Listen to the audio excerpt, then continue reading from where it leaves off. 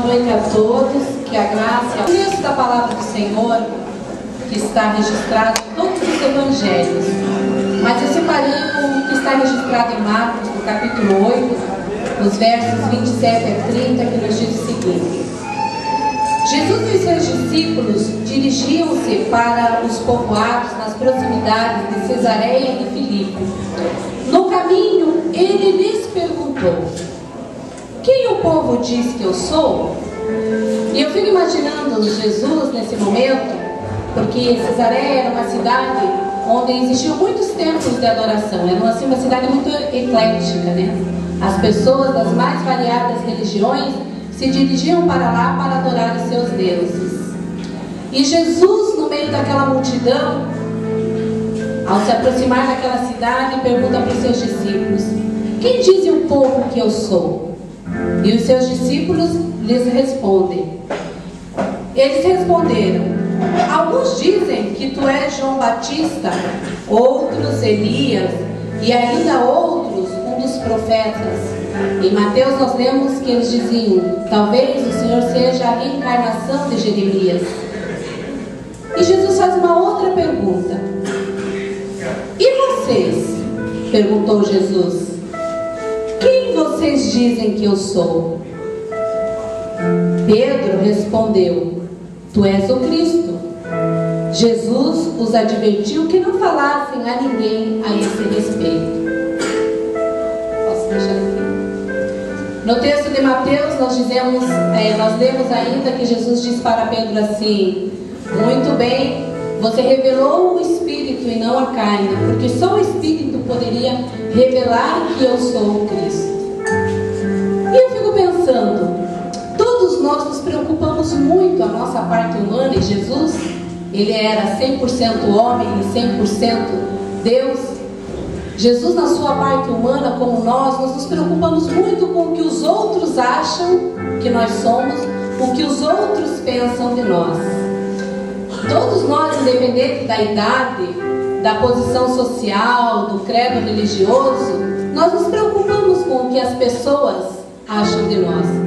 Alguns se preocupam demasiadamente e outros não. Se você pensar quem você é, você logo vê na tua mente algumas das tuas qualidades, alguns dos teus defeitos. Quando você pensa assim, o que os outros pensam de mim, a natureza humana, nós somos tão pessimistas que logo nós pensamos em alguém que não gosta da gente e o que aquela pessoa acha de ruim de nós, para depois nós lembrarmos das nossas qualidades, daquelas pessoas que nos querem bem, dos pensamentos bons que aquelas pessoas têm de nós. Jesus, que é onisciente, onipresente, onipotente, na sua onisciência, ele sabia o que as pessoas pensavam a seu respeito. E ele também sabia o que os discípulos pensavam a seu respeito.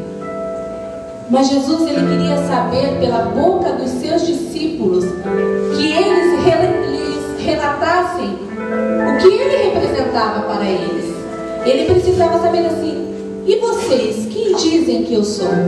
Os discípulos tinham muita intimidade com Jesus, dormiam com Jesus, comiam com Jesus, participavam dos momentos de alegria, dos milagres que Jesus realizava. Eles viam a euforia do povo, a reação do povo.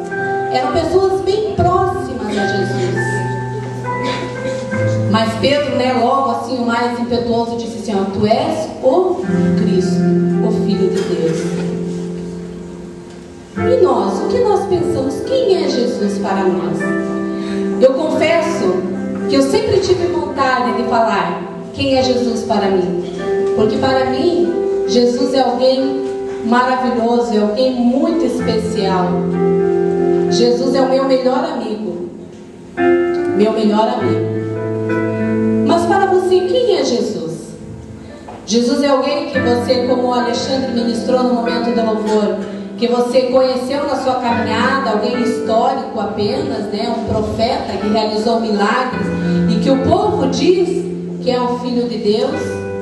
Para você, Jesus é alguém que na tua infância te ajudou, em algum momento da tua vida você teve ele como teu melhor amigo, o Filho de Deus, o Deus Salvador, mas que pelas dificuldades da vida você foi se afastando dele. Quem é Jesus para você? Jesus é alguém que os homens dizem ser Deus, mas você não tem muita certeza se é realmente o Filho de Deus. Eu me recordo que alguns anos atrás eu estava conversando com um aluno, um jovem já do ensino médio, e ele disse para mim assim: professora Miriam, eu tenho muito respeito pela senhora, eu admiro muito sua fé, mas eu não acredito que Jesus seja o Filho de Deus. Eu acho que Jesus foi um grande homem que praticou boas obras, ajudou muitas pessoas, mas que ele não é Deus. Ele falou: porque eu nem acredito em Deus, então eu não posso acreditar que Jesus seja o Filho de Deus. E eu disse assim para ele, eu falei assim: você não pode dizer que uma laranja ela está doce ou ela está azeda se você não provar essa laranja. Você não pode dizer que Jesus é ou não é o Filho de Deus se você não o conhece. Como você pode dizer que Jesus não é Deus? Você não conhece Jesus. Para você dizer que Jesus é ou não, você precisa ter intimidade com Jesus, conhecer Jesus. E eu disse assim: eu posso falar que Jesus é o Filho de Deus porque ele já realizou milagres na minha vida. E você pode até acreditar nisso, nos milagres. Eu contei de um milagre de cura que Jesus realizou na minha vida. E eu falei assim: você pode acreditar porque você confia em mim. Você pode acreditar porque eu posso dar os exames médicos, mostrar para você do que Jesus realizou na minha vida. Mas para você conhecê-lo, você tem que deixar ele entrar na sua vida e você fazer dele o seu melhor amigo. E ele ficou pensativo e nunca mais tivemos essa conversa. Já faz 2 anos que ele não é mais meu aluno. E no começo deste ano ele me procurou e me disse assim: professora, ele primeiro me telefonou e falou assim: você pode me atender? Posso. E ele chegou lá para mim e disse assim: professora, tem uma das minhas funcionárias que ela está com um problema muito difícil. E contou todo o problema da funcionária. E ele falou assim, e na hora que ela me contou o que estava passando, eu falei para ela assim: ó, tem alguém que conhece alguém que pode te ajudar. E ele falou: então eu vim aqui porque eu quero que você converse com o teu Jesus, porque só o teu Jesus pode ajudar a minha funcionária. E eu falei assim para ele: engraçado, você não acreditava? Ele falou: não, mas o teu Jesus pode resolver o problema da minha funcionária.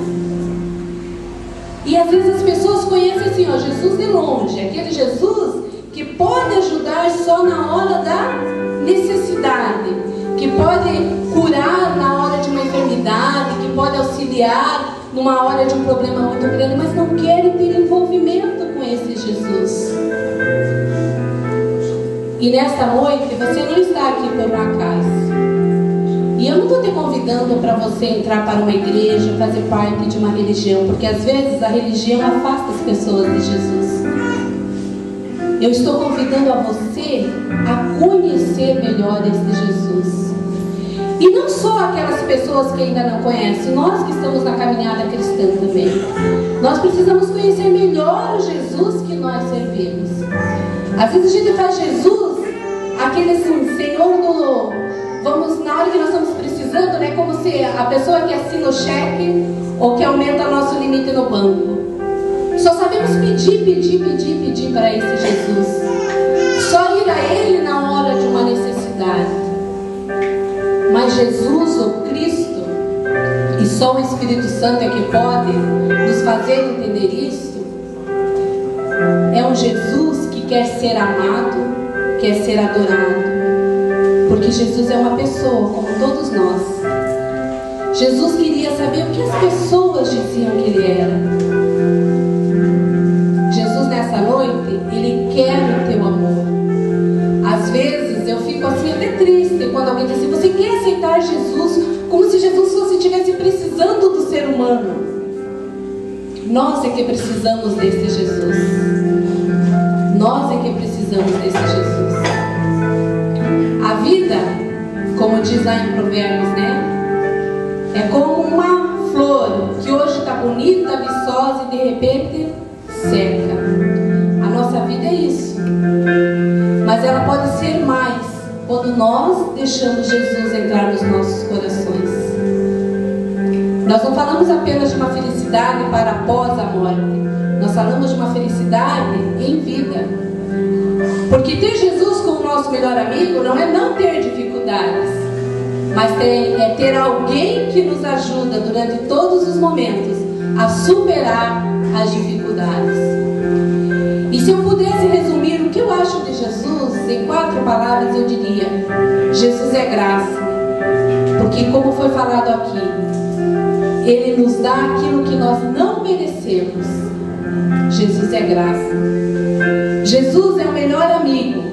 É aquele que, mesmo sabendo de todas as nossas falhas e de todas as nossas imperfeições, está sempre ali para caminhar conosco.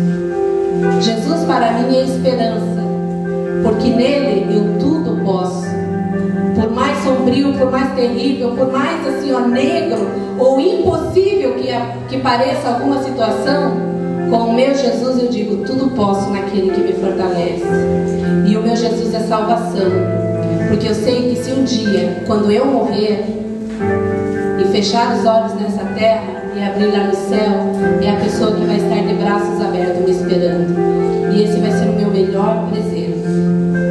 Então nessa noite eu quero te apresentar esse Jesus.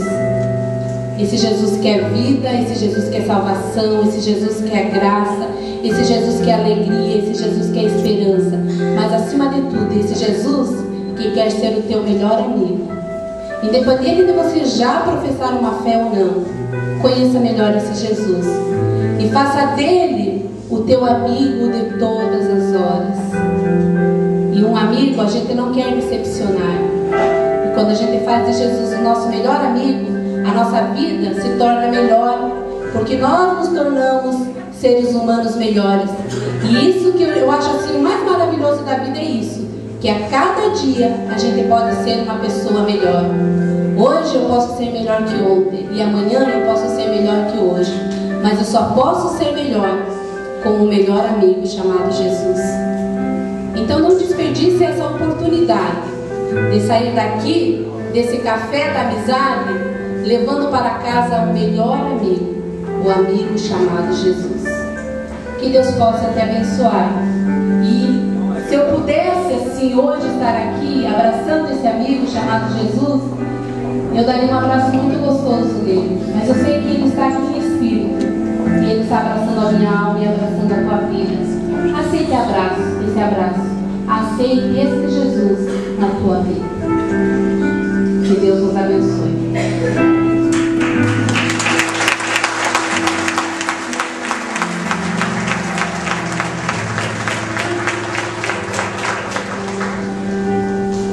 Mais uma vez, vamos ficar de pé, gente.